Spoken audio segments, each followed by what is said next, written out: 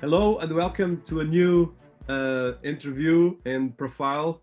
And in this case, I'm actually looking forward to connect and profile Jewel Okwechime. I hope I spell it correct. I know Jewel for a long time, but still I'm terrible with some accents.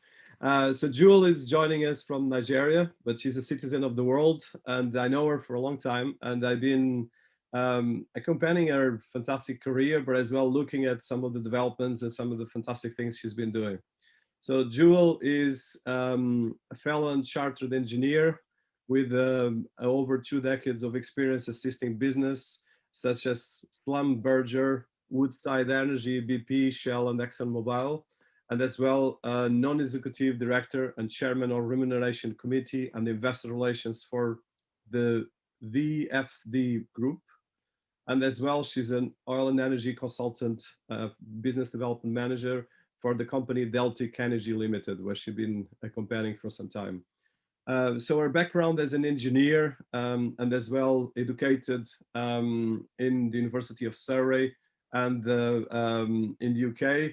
And she's been looking at ways of strategical and environmental change management and all the different areas that come out of this, from the legislative compliance and sustainable and cost-effective solutions. She's been working with multiple groups, and I think in terms of her background, she's been looking a lot in terms of engineer ecosystems, and she's a chartered engineer.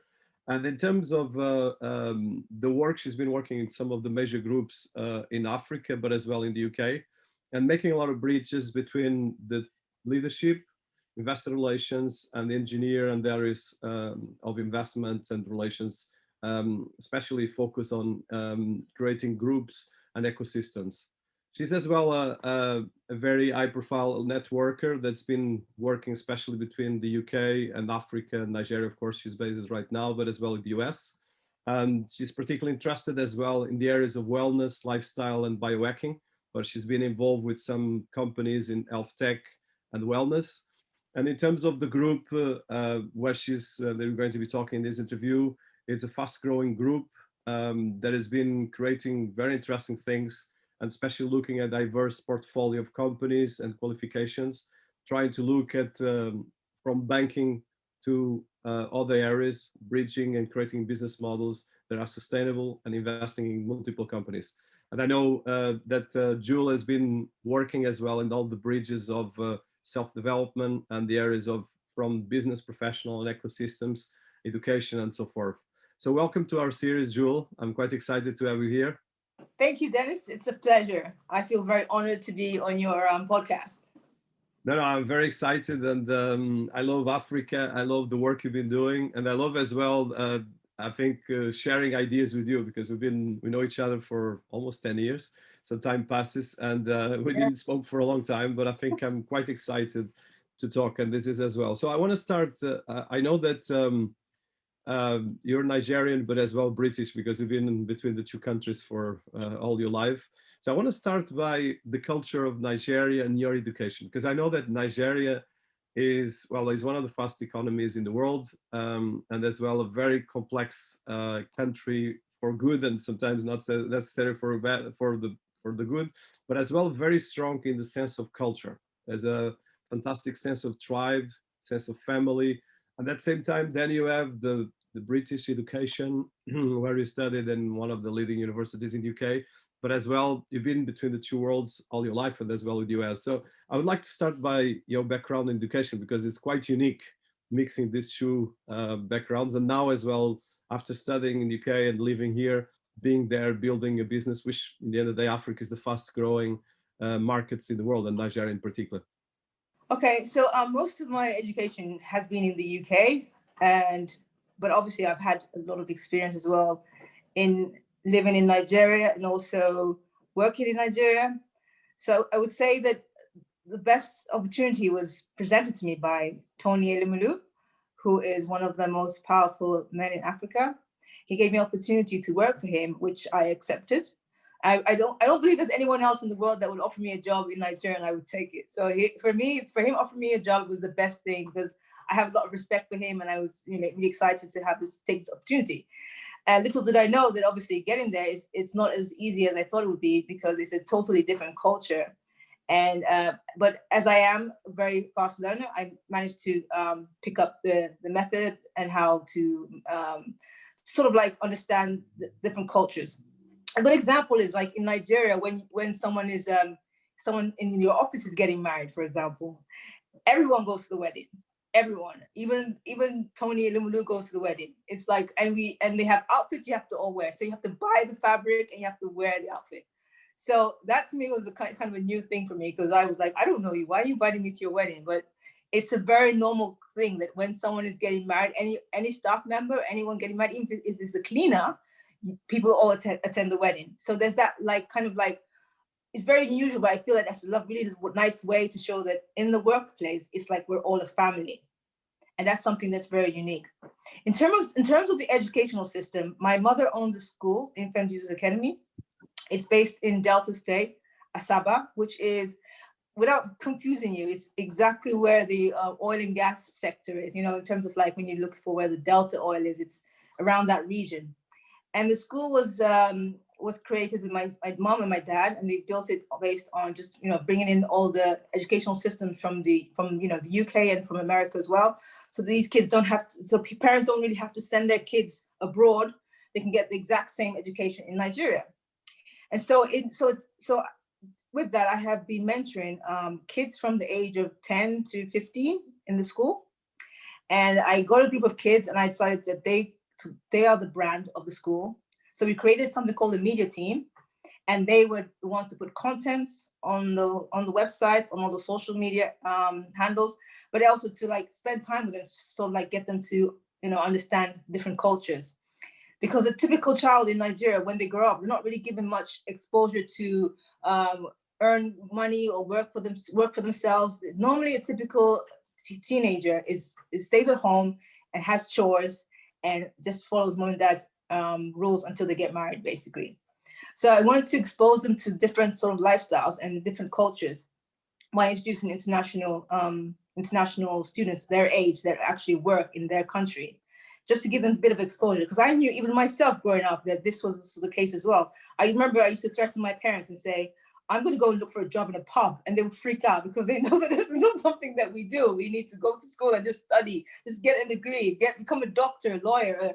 You know, there's no room for, like, you know, to just be a teacher or a journalist. You have to do something really big and wild. So, and that was how we were all raised.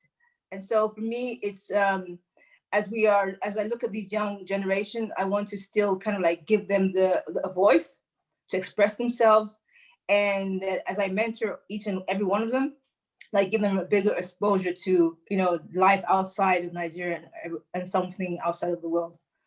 So that's I don't know if I answered the question, but that's kind of like a bit of the flavor we have in Nigeria. So I want to touch because I know that you like you mentioned, you had education in Africa and education in the UK. And I think this is particularly interesting because I think you just mentioned, for instance, the sense of tribe, the sense of community, and the sense of, for instance, all the people going to the marriage, which is very beautiful, but it's probably lost in the Western world where each person lives for themselves. And sometimes actually with some caricature and as well, probably some terrible examples. For instance, we have a lot of the biggest cities where people actually die alone and a lot of things on that. So I think Africa has definitely that wonderful sense of community and sense of tribe. So I would just like to touch, and I think this is particularly important for people looking at us, because I think one of the things that happen very often is that we create stereotypes. We create stereotypes about this country being like this country being like that. And I think someone like you that, of course, has some of the best educations and a good family from Nigeria, then coming to the UK, studying in Surrey and a lot of other places. I would like to touch a bit that, because I think, first of all, demystifies, and even me, I think that's, you always learn, first of all, how to deal with this global world that is very global, but sometimes most of people don't do their homework because they spend time in social media instead of looking at these details, or at least not looking at, and especially for doing business, for doing leadership, you need to understand the world we live in. And I think that's, for me, one of the wonderful things that you have in your career, but as well the experience that is unique. I mean, I wasn't born in Nigeria, so that obviously my parents were all born in the UK, However, my parents were also trying to instill the African culture and the traditions in the household, so that so in a way I get the best of both worlds. I kind of like understand how my mother is a mother, a wife, a career woman, and also how my dad is the head of the family, and how he's also the husband, and how he runs his business as well. So so in terms of all of that, I would say that the diversity is very important, because you get the best of both worlds, which I'm very fortunate to have. And at the same time, it's also I also challenged my parents a lot to make them understand that some of the things they wanted wasn't going to be possible when you raise a child in another country. So I don't know which example to give, but I would say that it was very difficult for them to understand that I could, I had the freedom to go out late at night and come back really late at night, which is not very normal, not how they were raised as in their generation. And so I guess for me, it was, I managed to build a lot of trust with my parents, and also gave them comfort, and this is just through communication, regular communication, whether, what I'm doing and where I'm going and how to get hold of me, who I'm with, the address and things like that, to give them a feeling that I was safe. And also to take the responsibility of also taking care of my sibling, my younger brother as well, who was also kind of like still a minor at the time. So I had to make sure that I was taking care of him as well, and make sure my parents were feeling safe when he was with me most of the time. I don't really know what exactly you want me to. Yeah, no, I think you touched that. I think for me particularly important is that, for instance, when we do, let's say, if I'm going to do business with Nigeria, there's a lot of cultural things that are different from doing business with South Korea or business with Vietnam. And I think someone like you, that is more on that sense of. Okay, so that's a different question. So that's just basically understanding the culture in Nigeria. So, for example, when I joined, this is an interesting story. When I joined the VFD Group, and obviously my very dear friend and business partner, Nonso, he knew that already from day one that I needed to be, inducted into the group, because I had a different lifestyle, a different understanding. And so for him, he was like, okay, I'm going to invite you to one of the executive directors' birthday. I was like, birthday? Why do I need to come to his birthday? Oh, he said, no, you just have to go to these events. Okay, his son is turning 1 year old. You need to attend. Okay, my other friend's wife is having a child. We need to all attend. I'm like, whoa, what's going on here? At the time, I was very reluctant, because I just thought this is just like weird, because I don't know these people. I'm not an extrovert. I'm an introvert, even though it looks like I'm not, but I am a full-blown introvert. And being around crowds really makes me uncomfortable. I just said, are you going to be there? He said, yes. And he was there to guide me through these events. So I did attend. And then as I start to attend these events, I realized that the more I attend these events, the more I'm building a relationship with these people who are on the board with me.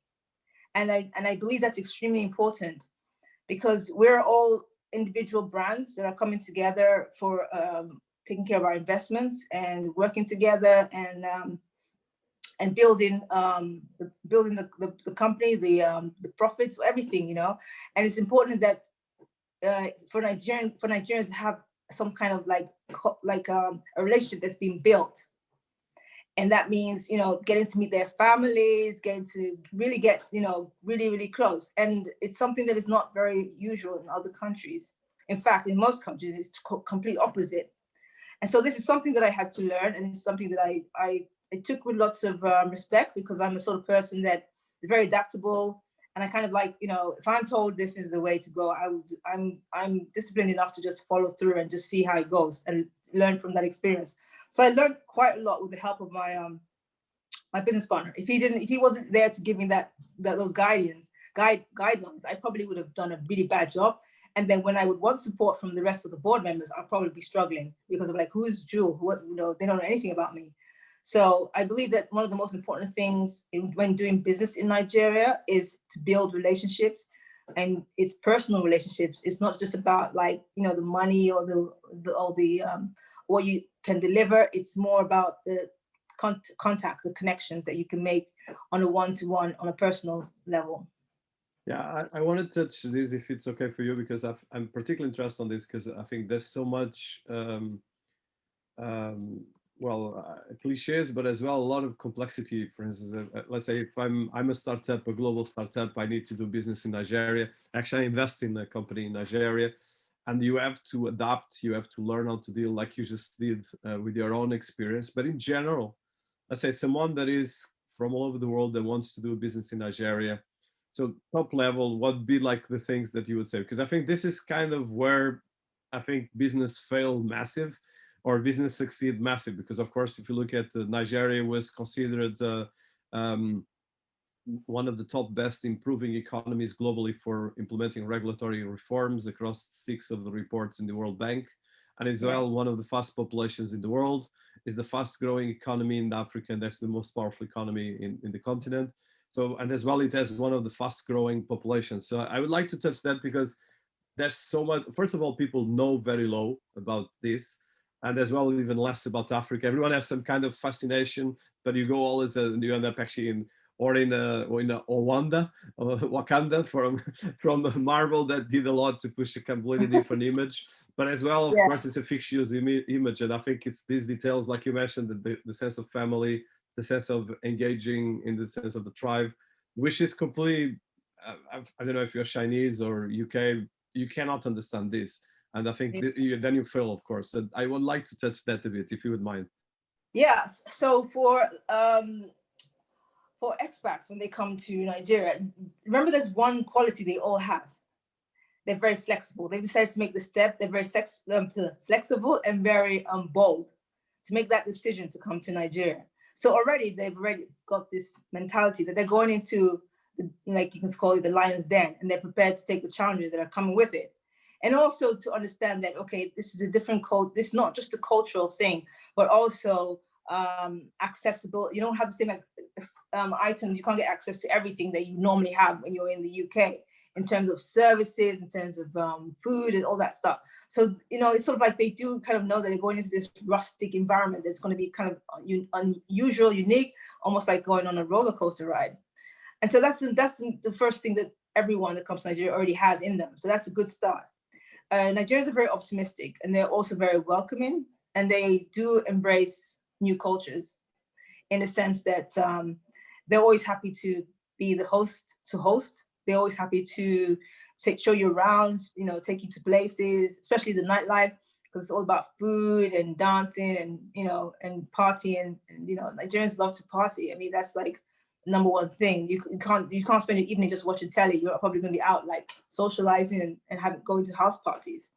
So most people that come from abroad or from other countries, that's what they're looking for, to start off, to just be entertained, to have a good time.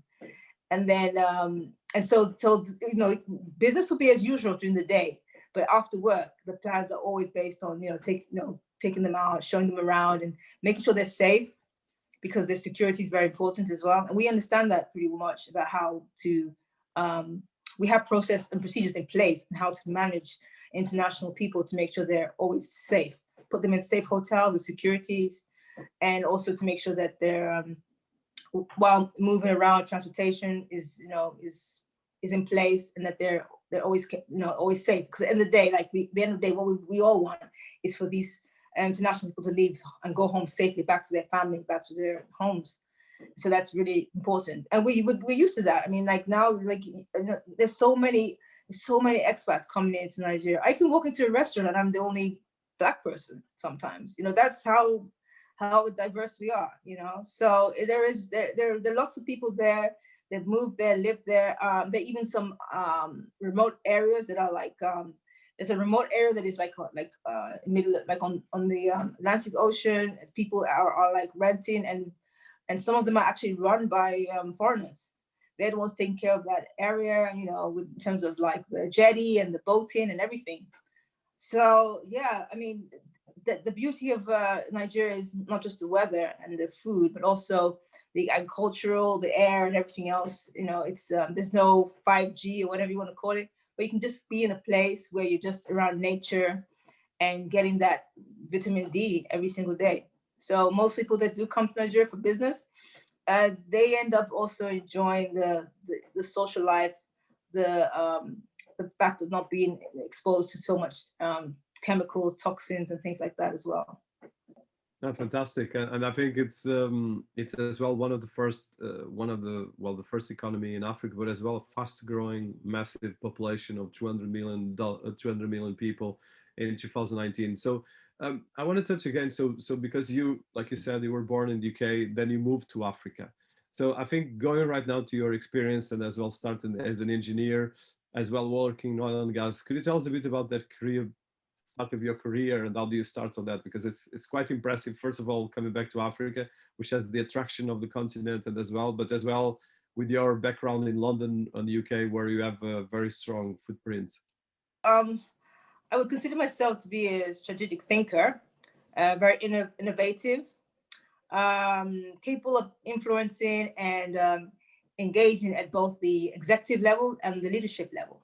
And this is something that is very unique. So when I was hired by Tony Elumelu, I was working for him as his senior executive assistant. And so basically my role was to look at all the business opportunities that were coming through, the funds, people that are looking for money or all kinds of stuff, to arrange his meetings around the world and just manage his calendar and all this other stuff. And I sort of like realized when I got there that Nigerians are not very used to putting things in systems. Everything was just kind of like very manual. And I'm the sort of person that likes to make my life easy. I like to create systems so that, it's just a case of once the system is in place, anyone can actually use it. And then I can step away from that process. So what I first started to do was just create lots of systems and create lots of procedures and processes.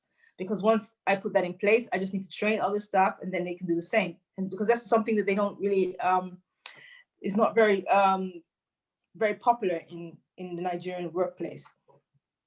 So with that, I was later on promoted after 6 months to Transcorp.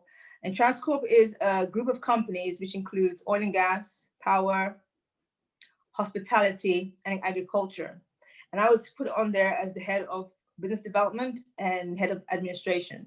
And that was a great responsibility because again, I had like over, I think there were like maybe about 30 to 60 staff, from the drivers to the cooks to the cleaners, the gardeners to the admin staff, and having to manage everyone on these different levels. And it was quite interesting because I've never really had to manage people of so many different levels.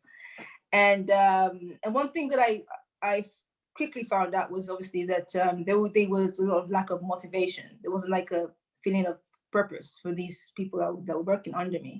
So I spent a lot of time to try and create that, because I have always had that throughout my career. I can't imagine doing work without being motivated. I've never done a job in my life because I had to do it, and it's a way to make money to feed my children. It's always been purposeful, and so I wanted to give them some purpose, and I did that by introducing new roles and responsibilities that were challenge them a little bit more and give them something that was different from what they were doing on a day-to-day, make them understand how important their role was. Even I would tell the gardener that how you make this place look beautiful, how you create our brand, and he just didn't know all these things. So just a case of like I putting in some values and purpose in each individual, which is not a very common thing. Another thing I noticed was that there's a lot of micromanaging. So that's something that I am not a fan of. I do not enjoy micromanaging anyone. I want to give them the freedom to think for themselves, do the work, find solutions. I can remember the first few days they would come to me with a problem, and I would just look at them going, okay, what's the solution? And they would look at me like, for me to come up with a solution. No, I'm not going to come up with a solution. My style of leadership is mainly coaching style. I want them to come up with the answers. I would ask them all the questions, but they need to come up with the answers. And because I actually believe that everyone can do their job once they're challenged. And so they started to learn my way. And so I can tell the difference after like 6 months that they were like, okay, you know what Jules likes? She doesn't want to know the problems. She wants you to come with the problems and the solutions. And that was something that I developed, that I managed to instill in all my my staff. And that was fun for me, because to me, going to Nigeria was like having this white canvas with nothing on it. And you can just start to draw or paint or create your own beauty, your own reality, your own, what's the word I'm looking for? Your own artwork that can beautify, the place. And that's how I felt. So I just had this big canvas and this whiteboard, and I just wanted to create things. So I could create as much as I want, and I created as much as I want, to be honest. I did everything that I wanted to do while I was there. And so after 3 years, I kind of got to a point where I felt like, okay, this is where I need to start to move on, because I've done what I came to do. And so it was a good transition from there, and then going back into consultancy, on my own. How was that work in terms of consultancy, especially as a young entrepreneur? And then, of course, you pass from that to a big group and working with someone like Tony Lemonu, which is one of the wealthiest men in Africa and as well one of the biggest leaders. So how was that experience? And as well, I think that made you quite strong and as well prepared for a lot of the things that you're doing right now, no? For me, like I've always, like some people, throughout my whole career, I've always been very, very bold and ethical, in terms of like, I would want to, with every company I worked for, I would always go and talk to CEO. I always want to know, who am I working for? Who's at the top? Let me meet who I'm working for, because I need to know who this person is.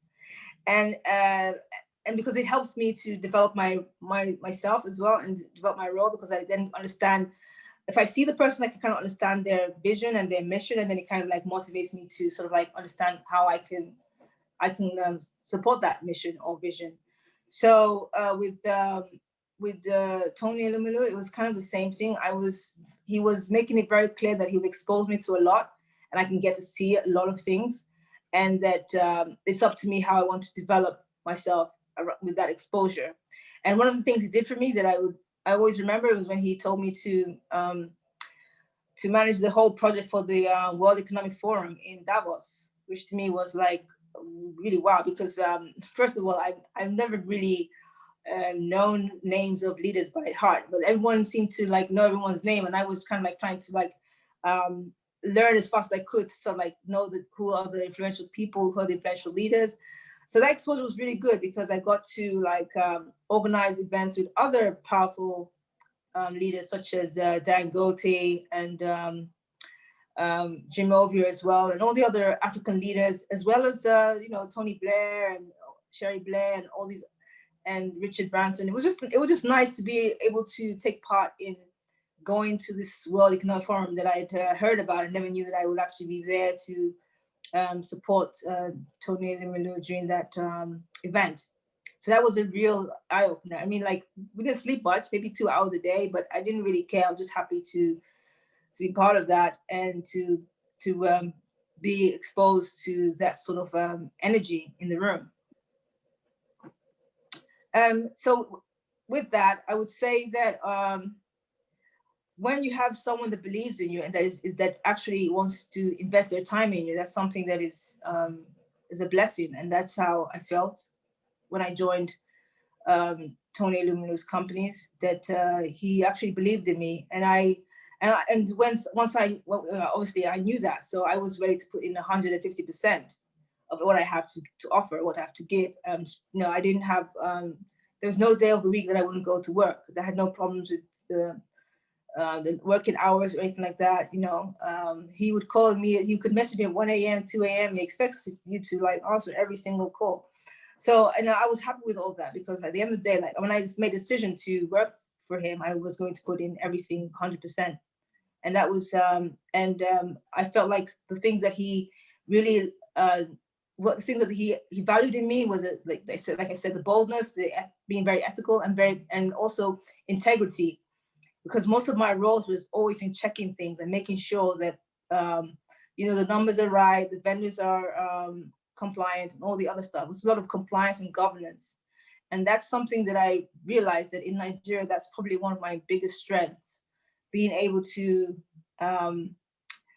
govern things properly, and to look at things, and to work with integrity, and also that I'm very hardworking as well. Amazing, and I think that's a great experience as well, because working with someone like him that, of course, is one of the most powerful business people in the continent, but as well someone that did his own wealth and create that, which I know that is not easy. It's very easy to criticize, but building what he did is quite impressive.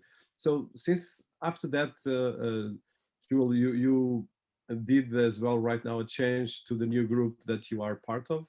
Do you want to talk about the group and what you've been doing on that? Because I think it's quite interesting as well, and I think it shows as well the VFD Group. Can you Yeah. tell us about the group, what it's doing, and as well a bit of background about it? So obviously the link between myself and Nonso Opala, who is the MD of VFD Group, is Tony Elumelu, because we all work for him. We all worked for him at Harris Holdings. And I remember the first time I met Nonso was in the office. Well, no, it was actually at a strategy meeting. And Nonso had done all the financial figures, and Tony Elumelu was commending him for fantastic work. And all I kept saying to myself was, I have to meet him. I have to meet this guy. I need to know who is this guy that Tony is saying all these wonderful things about. And so that was it for me. So I met him and we got talking. And at that point, as soon as I spoke to him back in 2014, I knew that this guy was going to be someone I would be connected with in the future.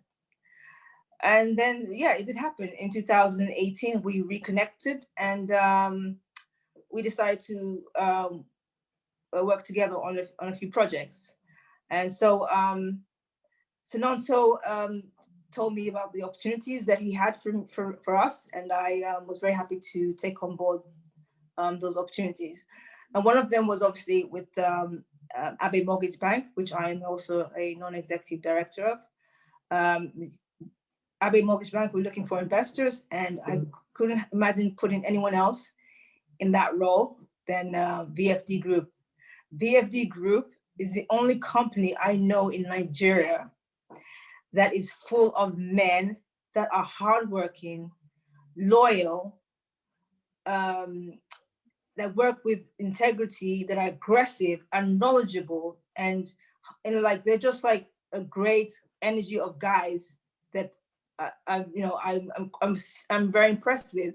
And just it's not only just that, they were all raised in Nigeria. These are Nigerian boys. They're not like, okay, you went to school in Harvard or Cambridge. No, they all went to school in Nigeria. They're all Nigerian branded guys, and they are excellent. Like, I'm just like blown away by how powerful they are. And so when I met them all, I just knew at that point that anything that I brought to them in terms of investment ideas or opportunities, I was very confident that if that opportunity is sound, they will put in their money, 100%. And that's something that I've never met a group like that in my life, and I'm so like they don't even know that I am, because if they listen to this, they're gonna be like, Jules, what do you think of us? Because I never told them this, but yeah, I'm really impressed with each and every one of the guys on the executive board, as well as all the staff. You know, they have very young staff, which is very refreshing to see young people, young educated Nigerians. You know, they basically created something that is very authentic and unique, and I'm really learning a lot from that group. So VFD Group is a group of guys, like I said, they all were working for their respective companies, and they all decided to invest their small money, and this has now led to them making lots of money, basically, just by investment ideas to strategic ideas.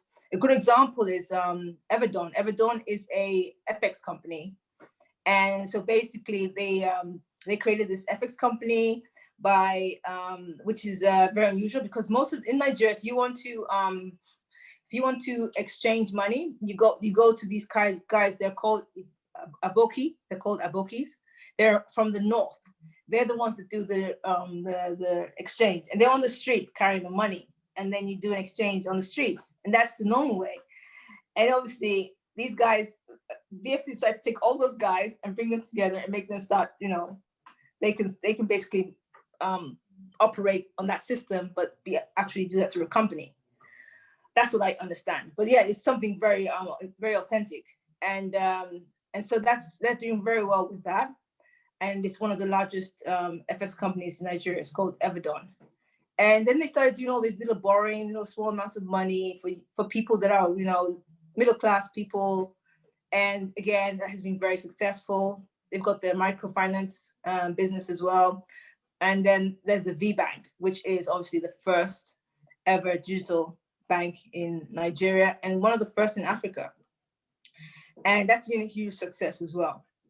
I'm very happy to be part of that as well in terms of being an investor, as well as being there during the conception phase. Sitting with them and talking about it, and then seeing it come into reality. It's amazing. I mean, they put in a lot of work, and it's been so inspiring to watch how VFD have grown and how V Bank has become a huge success.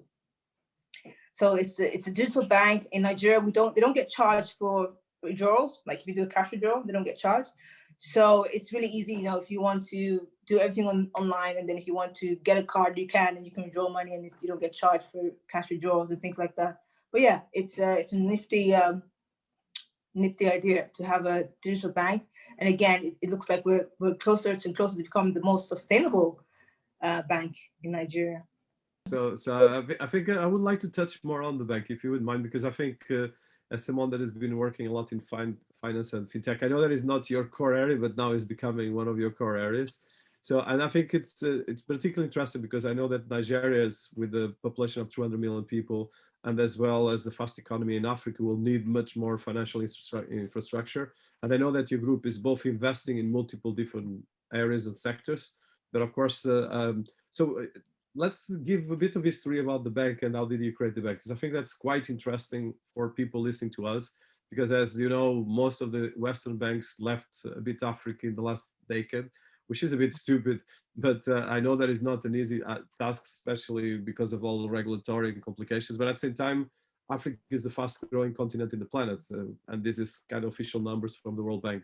So if you could talk about both the bank and as well a bit other areas of the business. So like I said, when Nasser approached me to be to invest in Abe Mortgage Bank, they came in with 35 to buy 35% of the bank, which is over a couple of, I can't remember the figures, but a couple of $1 million. I think 18 million. I don't know the exact number, but it's quite a huge amount of money was put into Abe. And as soon as they put in the money, they were ready to operate. They didn't sit back. They just came in and started to do the work, started to do the transformation. And the changes have been huge. So them coming in has been a great shift for the bank. And we're getting closer and closer to moving from a mortgage bank to a commercial bank, which is one of the objectives from day one when VFD joined the bank. So the plan is obviously to apply to the Central Bank of Nigeria and for a commercial license. And based on that, we tend to then build the bank and continue to grow on that digital banking system to make the bank a more eco-friendly bank and to create more of that digital banking system throughout the nation, throughout the country, and then to expand around Africa, and then who knows, the world. So with that, in Nigeria, obviously there's different. Right now the V Bank is under a microfinance license, which is very, very minimal. There's not so many restrictions on that.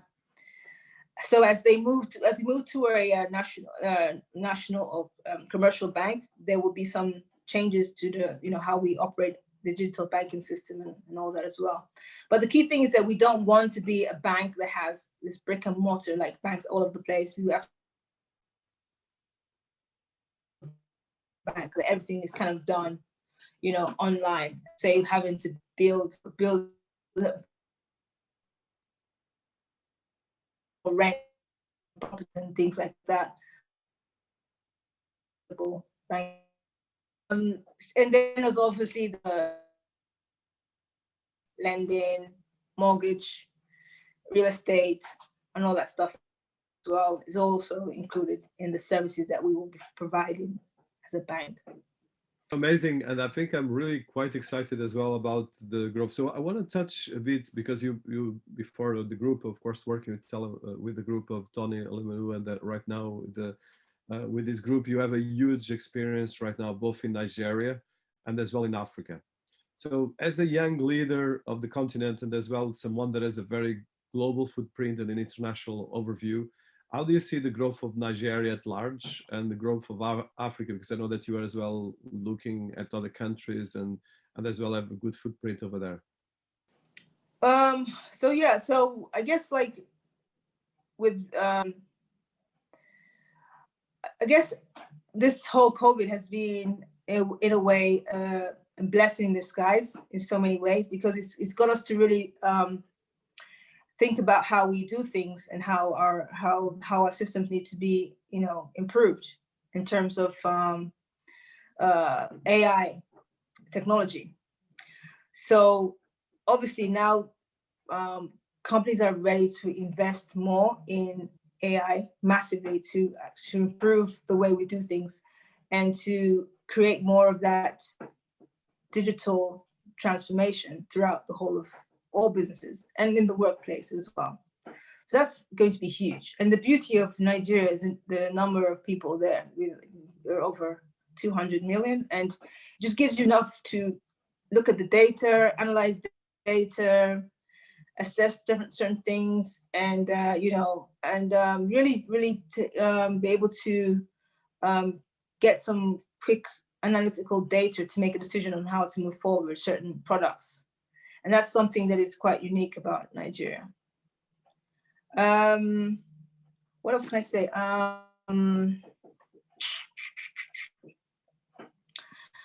Yeah, so I mean, like, again, there's so many areas that still need a lot of improvements and a lot of things happening. For example, the oil and gas assets there's still a lot of oil and gas that can come out of the assets in Nigeria. A lot of investors are coming in for oil and gas. Even our dear Tony Elumelu has also invested $2.1 billion in oil and gas. Oh, sorry, 2.1 or is it 1.2? I think it's 1.2 billion. Don't quote me, but a couple of billions into oil and gas. He just acquired some existing shale blocks. And also, there's the power industry as well, because we still don't have power for the whole of Nigeria. There's still a lack of power supply. So again, there's an opportunity there to really look for solutions on how to power Nigeria and make sure that power is in everyone's home, because it's still something that is still needs a bit of tweaking. And then in terms of consumer items, at the end of the day, like the people that need to be fed. So all the big,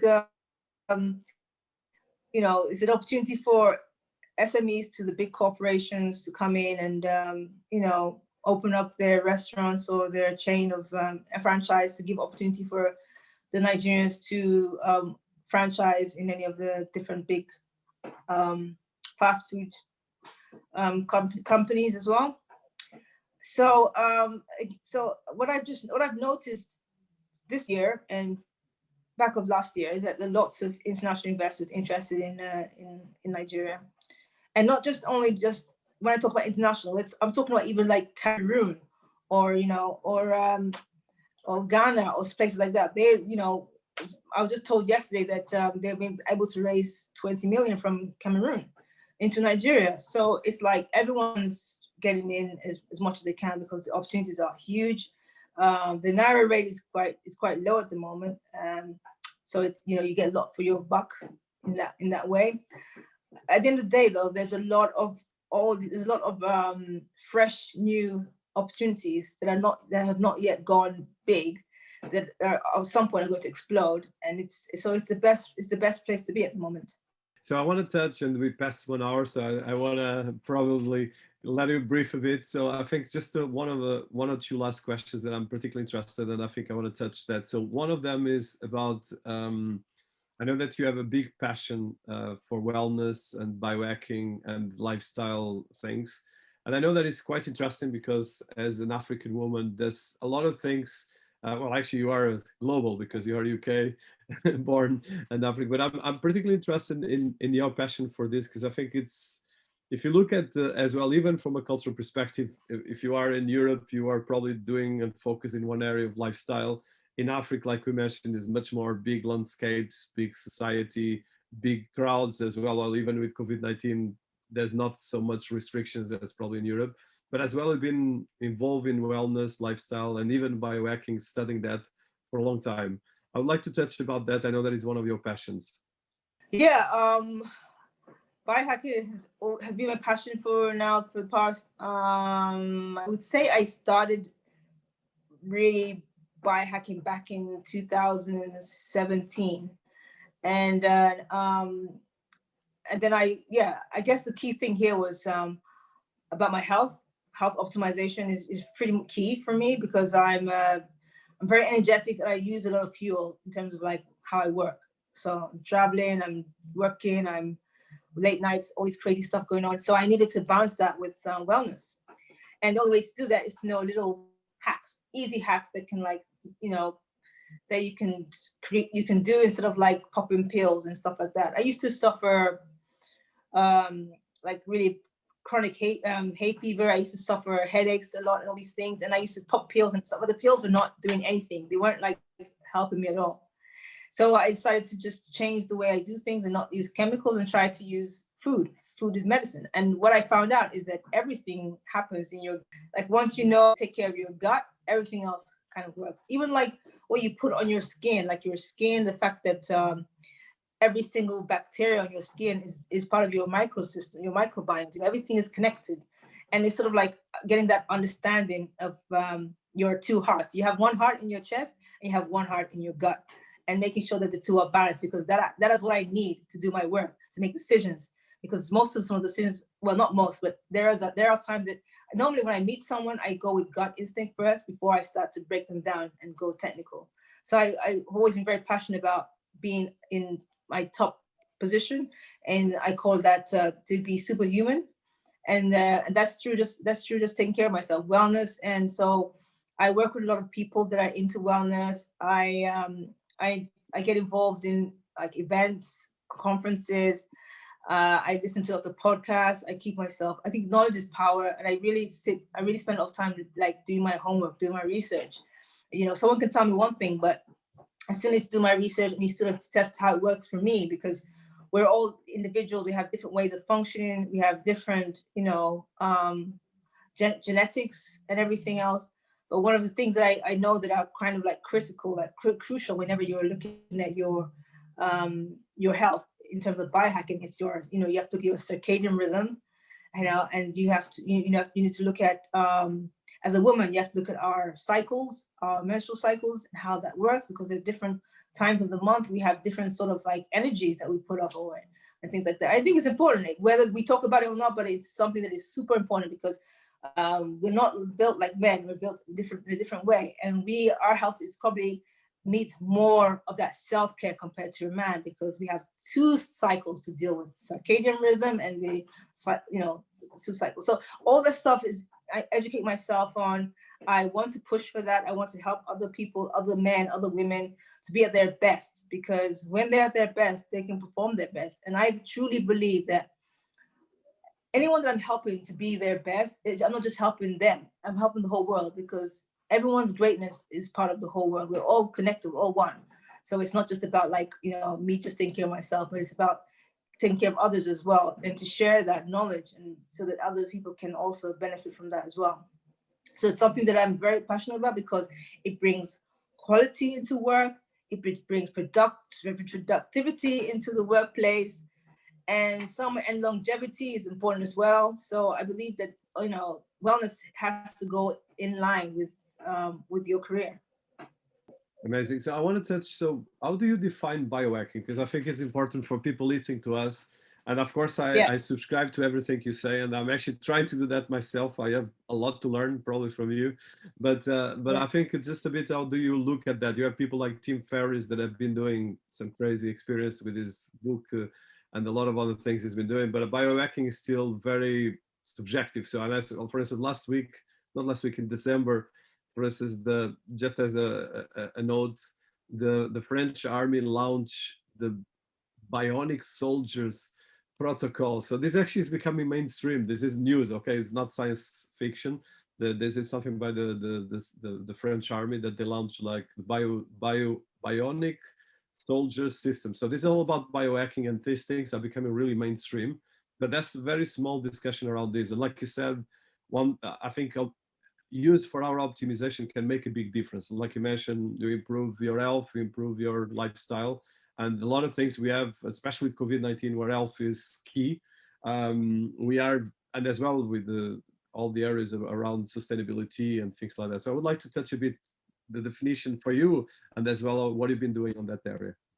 So biohacking to me is basically, health optimization, upgrading the system. It's like, you have the people that hack into computers, right?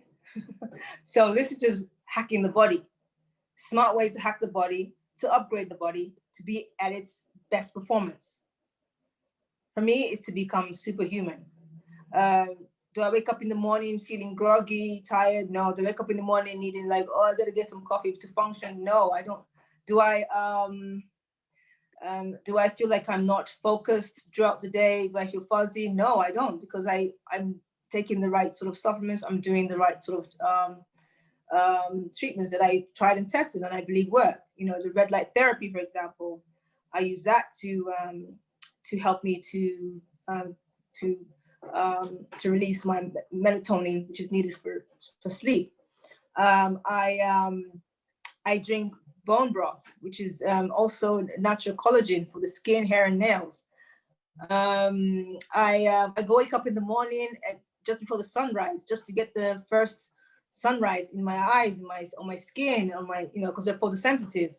And then I make sure that I finish all my food eating before the sun sets, because my body needs to get ready for digestion and prepare myself for sleep. I try to get in my so-called 8 hours, because I know that 10 o'clock to 10 p.m. to 11 p.m. are critical hours that you need to be asleep at that time. And so I know that by 10 o'clock, I should be in bed. I should be getting to sleep, so I can get that critical part of sleep that is needed to renew the cells. I do intermittent fasting, which is amazing, because it's interesting, because when I first started fasting, I thought it was kind of a crazy idea. But what I discovered was that when I'm fasting, I'm also kind of like more alert, more sharper. And then after I finish fasting, I have my meal, and then my body is getting ready to digest. So I'm not even as sharp as I am during fasting. So I noticed that the best times to get most of my work done is when I'm in fasted mode. And after fasting, I spend that time doing things that are less, that don't need as much focus, like reading a book or things like that, or self-care. I'm into food, as much food. I'm make sure that I have the right sort of organic food, that I'm sourcing my food from companies that work with integrity. I'm not going to go to Tesco's or Sainsbury's to do my shopping, because I rather go to local producers to get the feeling that I know where the food is sourced from. I like some of the most important things I have in my fridge are like grass-fed butter. I have pasture free-range eggs. I also have real salt from a company called Real Salt, which is also as good as Himalayan salt, but maybe even better, because real salt comes from this particular ground in America, so it's very good quality. So I would say that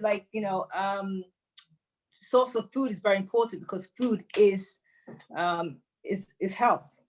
And I would say that I've not really been sick. I've never had flu, really. I've never really had any sort of like illness or anything, because like I said, I've just been on top of my immune system is quite happy with me. If it wants to challenge me, go ahead, get sick if you want to.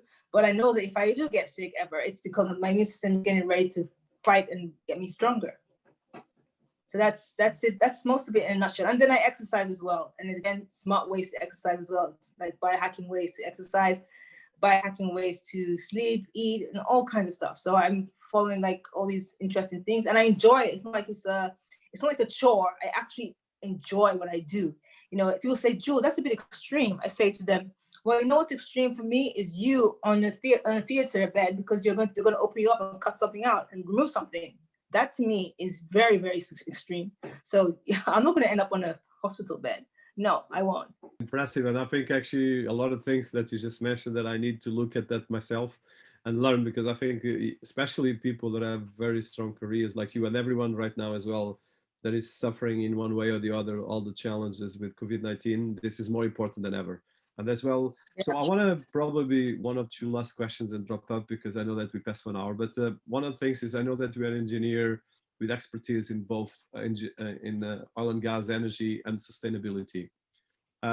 So in these areas that are probably, according to most of the scientists and experts, and you are the engineer, I'm not the engineer here, these are the most challenging and most urgent areas in the world. And I think now we have a new administration in the White House highlighting the special carbon footprint, a lot of these areas. So how do you see this, especially in the quality of engineer that has been working on this for some time, but as well, you've been working both from an industry and both from a research, a bit of your overview, and especially I know that there's been a couple of challenges with especially everything related with the sustainability that has been affecting the climate change. And as well, I know that in Africa, this is particularly urgent, because there are some well, right now we have more and more pandemics. There are people saying that you're going to have floods and a lot of other things coming. So how do you see this from your engineer and expertise in these areas? Okay, so you know, I don't know if I'm the best person to talk to about this, because I'm very very practical about the reality of this, because I've worked in industries and I've seen like I've seen facilities that have been operating back in the 1960s, and then and they're trying to say, okay, let's try and make these facilities more you know, sustainable. Let's try and like measure to see how much emissions are coming out of these facilities, and it just doesn't make any sense to me, because they were never built to be measured in the way we want to do that now. Whereas anything that's built currently now, obviously, we are putting in the right type of metering system. So the metering system that we put in place are perfect. So I'll say anything built from roughly, let's say, from 2000 onwards, that the metering systems are there, and if they're not there, they can actually implement them and make it easy for you to measure. But anything that is like been built, which is what happens, which is the case in the places like in Nigeria, or even in the UK, or in like Aberdeen, places like that, most of their facilities are super old, and you really can't really like compare them and measure the emissions with a facility that was built in, you know, in modern times. So I guess the way I look at it is that most of those old facilities, at some point, you know, they need to kind of like decommission these facilities, you know, and start to look at like, you know, changing the way they, you know, the demands, and, you know, because obviously we're moving more into renewables. So that means that as we're moving more into renewables, it means that we'll be using less of those old technologies. So we need to start to decommission some of those really old facilities and start to expand the modern ones, or even start to look at how to invest into you know, optimization, creating new facilities, creating new systems in those old facilities is as a way forward. Is that possible? Of course it is. I mean, like you know, and this will apply for the big corporations, you know, like the BPs and the Shells, they have the money to do that. But for like small SME companies that are like really, really small, it's very difficult for them. And so the key thing for those kind of facilities is maybe they can look at like, what's the word I'm looking for? They can look at like offsetting those plants by doing growing more trees, putting in something, doing something more eco-friendly, like, forestation, do something really like impactful to the environment. So you're saying, okay, we've done this, not so great, so we're offsetting it, we're doing this. And that way, they're kind of like giving something back to the environment. It's something that is quite interesting, especially recently, like with COVID now, you don't even hear anything about the environment anymore. Are we saying that because we're all locked indoors, we are polluting less, or there's less pollution? Maybe that's possible. However, it's still something that needs to be, we still need to continue to measure, monitor, and find ways to do things without having to impact the environment.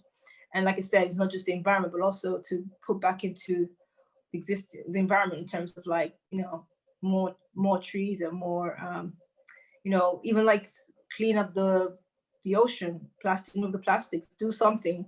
One thing that would be really great is if we just stop using plastic altogether, and find solutions to that. That'll be like a good starting point. And some of these companies that cannot stop producing in these facilities, they can work on other projects that kind of like offset what they're doing in their plant. That's just me in general, what I believe is the way forward. But what industries will do, I don't know. But if I was going into any of those industries, that would be what I'd be pushing for. No, I think I completely subscribe, and I like as well the practicality, because a lot of things is, for instance, there was a lot of studies saying that carbon is still one of the biggest energy, it's the biggest energy polluter, but it's still the biggest source of energy in the planet, or it was at least until recent. So yeah, there's a lot of work to do just on the legacy systems and things like that. So I think I want to thank you, Jewel. It's been a fantastic journey in the past 1 hour. I don't know if there's any other things you want to just highlight, especially with your group. Yeah, there's something I wanted to show you. Yeah. I want to show you something. So this is like one of the example of a health, how do you call it, health tech? Health tech. Yeah, but biohacking will also health tech. So this company has made something called a smart plate, and this is an example of something that can actually save people that have diabetes too. So it's like a system. You can see like it's like the 3 plates. So you put the food items on the plate, and then it tells you, based on your macros, how much you need to take and how much you need to take out. So basically, when you use the app on your phone, it will say, okay, you put too much meat, take it off, or you put too much bananas, take it off, and basically balance your macros on this plate, and then you can eat it. And then you're basically able to eat what you need to eat to kind of like take you away from diabetes type 2, for example, or to help you lose weight, or like your trainer doesn't want to like monitor you every day, and he gives you something like this. So this is going to probably be bigger than Peloton at some point, because Peloton's another indoor stuff, because as people are going to be spending more time on their own and less time being someone coming to their house and telling them what to eat or not to eat, they have this cute little device here that just helps people to be their own personal nutritionist.